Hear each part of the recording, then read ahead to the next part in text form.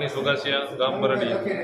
આજરોજ અમે વિસાવદર તાલુકાના આજુબાજુના ગામમાંથી મુક્તાનંદ બાપુના આમંત્રણથી બધા ગામ લોકો અહીંયા આવ્યા અને હોસ્પિટલની આખી વિઝિટ કરી।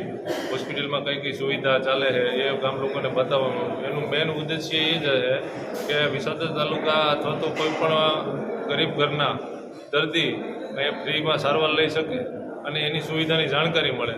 એટલે આ ગામ લોકોને માહિતી લેવા માટે મુક્તાનંદ બાપુએ અહીંયા બોલાવ્યા। એક સારો વિચાર છે, એ માટે અહીંના મેનેજમેન્ટનો તેમજ મુક્તાનંદ બાપુનો બધા ગામ વતી અમે ખૂબ ખૂબ આભાર માનીએ છીએ।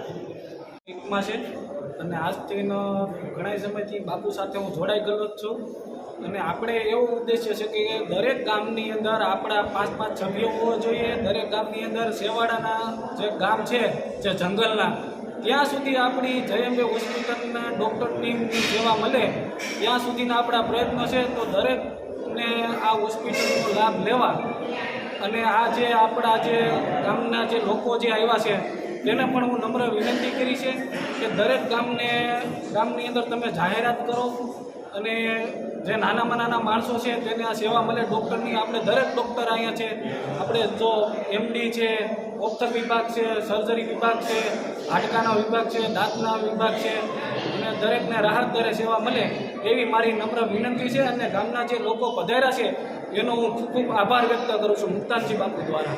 હરિઓમ। મારું નામ મુકેશ લાખાણી,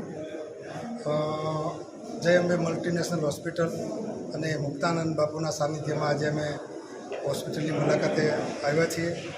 નવા ટ્રસ્ટી મંડળમાં ચિરાગભાઈ સાથે છે, તો એની પણ શુભેચ્છા મુલાકાત માટે આવ્યા અને હોસ્પિટલમાં જે સુવિધાઓ દર્દીઓ માટે ઉપલબ્ધ છે એનું આજે હોસ્પિટલમાં બધી વિઝિટ કરી અને દર્દીઓને કેવા હોસ્પિટલ તરફથી લાભ મળે છે, કેવી સારવાર મળે છે અને હોસ્પિટલમાં કેટલી સુવિધા ઉપલબ્ધ છે એ જાણી અને આજે ખૂબ આનંદ થયો। અને બધા મિત્રો જે મને વ્યક્તિગત ઓળખે છે એવા મિત્રોને વિનંતી કરું કે હોસ્પિટલને જે આજુબાજુમાં વિસાવદર તાલુકાની અંદર આ હોસ્પિટલ સ્થાપિત છે ત્યારે તમામ લોકો દર્દી દેવો ભવના સૂત્રને સાર્થક બાપુ કરી રહ્યા છે, તો ખૂબ મોટા પ્રમાણમાં દર્દીઓ લાભ લે એવો બાપુનો આશય છે।